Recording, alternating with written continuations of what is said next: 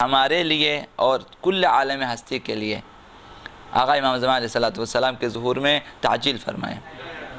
इस तरह हम सब की बल्कि पूरी इंसानियत की मुश्किल जो है वो हल हो जाएगी। दुनिया की मुश्किल असलन हल हो जाएगी, कोई मुश्किल फिर मुश्किल नहीं रहेगी।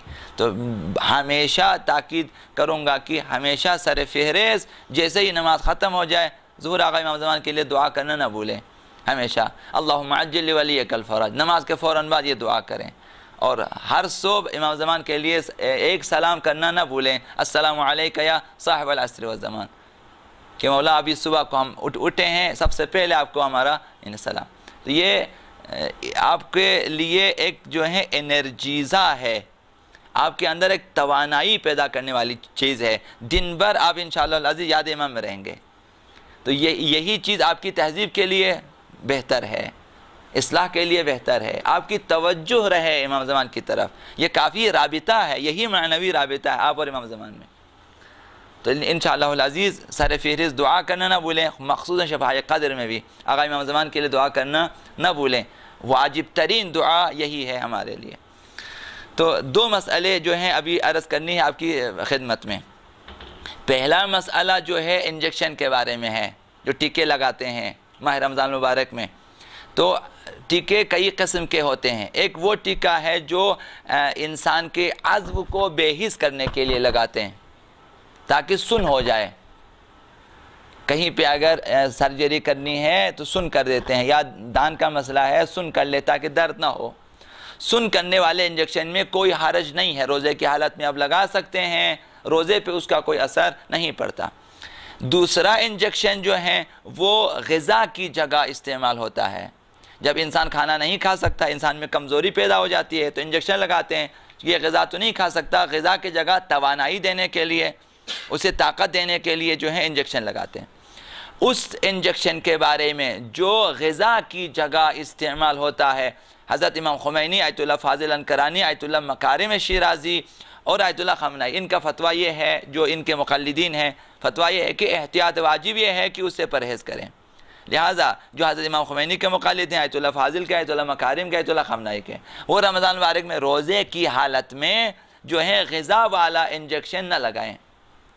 आयतुल्लाह सिस्तानी के मुक़ल्लिदीन के लिए इनका फ़तवा ये है बेहतर है परहेज़ करें। लिहाजा ग़िज़ा वाला इंजेक्शन भी अगर इस्तेमाल करते हैं रोज़े की हालत में, रोज़ा बातिल नहीं होगा। आयतुल्लाह सिस्तानी के मुक़ल्लिदीन के लिए ये फ़तवा है कि उनका रोज़ा बातिल नहीं होता। अब तीसरा इंजेक्शन जो है, जो दवा के तौर पर इस्तेमाल होता है, जब किसी बीमारी को के इलाज के लिए, सरदर्दी के लिए, जो कमज़ोरी के लिए या किसी और मकसद के जो है बीमारी है, उस बीमारी की खातिर इंजेक्शन लगाते हैं ताकि वो बीमारी ठीक हो जाए। तो इस सिलसिले में हज़रत इमाम ख़ुमैनी और आयतुल्लाह फ़ाज़िल का फ़तवा है कि कोई इश्काल नहीं है। लिहाजा रोज़े की हालत में अगर बीमार है, बीमार को टीका लगवा दें, रोज़ा अपनी जगह बाकी है, रोज़ा ख़राब नहीं होता। हज़रत आयतुल्लाह सिस्तानी फरमाए परहेज़ बेहतर है कि रोज़े की हालत में इंजेक्शन न लगाएं दवा के तौर पे। अगर लगा भी दें, चूँकि सिर्फ बेहतर है तर्क करें, वरना रोज़ा बातिल नहीं होता। अब जो है हज़रत आयतुल्लाह मकारिम शिराज़ी और आयतुल्लाह ख़मनाई का फ़तवा यह है कि एहतियात वाजिब यह है कि इसे इज्तनाब करें। तो लिहाजा जो आयतुल्लाह मकारिम के मुक़ल्लिदीन है और जो आयतुल्लाह ख़मनाई के मुक़ल्लिदीन है, रोज़े की हालत में दवा वाला इंजेक्शन इस्तेमाल न करें।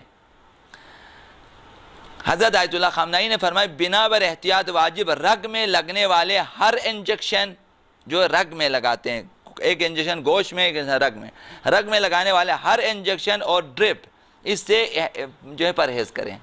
तो इनके मुक़ल्लिदीन के लिए ये मसला सख्त है। रग में लगने वाले तमाम इंजेक्शन से वो परहेज़ करें रोज़े की हालत में, सिवाय गोश्त में लगने वाला इंजेक्शन की और बेहिस करने वाला इंजेक्शन, ये दोनों आयतुल्लाह ख़मनाई के मुक़ल्लिदीन के लिए जायज़ है रोज़े की हालत में, बाकी इंजेक्शन जो है जायज़ नहीं है। लिहाजा इंजेक्शन वाले तो आयतुल्लाह सिस्तानी के मुक़ल्लिदीन के लिए तमाम इंजेक्शन रोज़े की हालत में रवा है, रोज़ा बातिल नहीं होता। जो दूसरा मसाला जो अर्ज़ करनी वो ये है कि बिना बर एहतियात वाजिब रोज़ेदार सिगरेट और तंबाकू के धुआं हलक़ तक न पहुँचाए। कुछ लोग सिगरेट पीते हैं, कोशिश करें सफ़र में, ट्रेन में, बस में जब सिगरेट पीते हैं, या होटलों में जहाँ पे बाज़ लोग रोज़े नहीं रखते, तो सिगरेट का धुआं है तो हलक में न जाने दें अगर आप रोज़े की हालत में। इसी तरह से बाकी हुक्का वगैरह का धुआं, तंबाकू वगैरह का धुआं हलक में न जो है न जाने दें। हज़रत आयतुल्लाह फाजिल रनकरानी और आयतुल्लाह सिस्तानी का फतवा है बिनावर एहतियात वाजिब पानी के गलीज़ भाप को भी हलक में न जाने दें। जब आप पानी को जोश दे देते हैं, जब ज़्यादा जोश आता है उसमें से भाप निकलता है, तो वो जो भाप है उसे भी हलक में न जाने दें।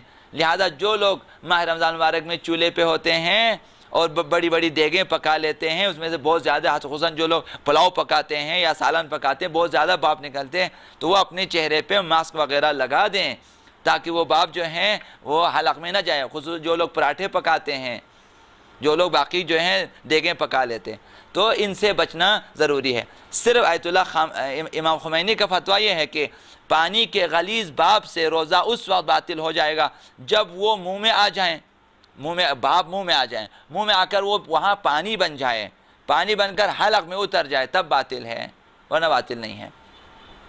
लिहाजा बेहतर ये है कि इंसान जो है चूल्हे पे एहतियात करें।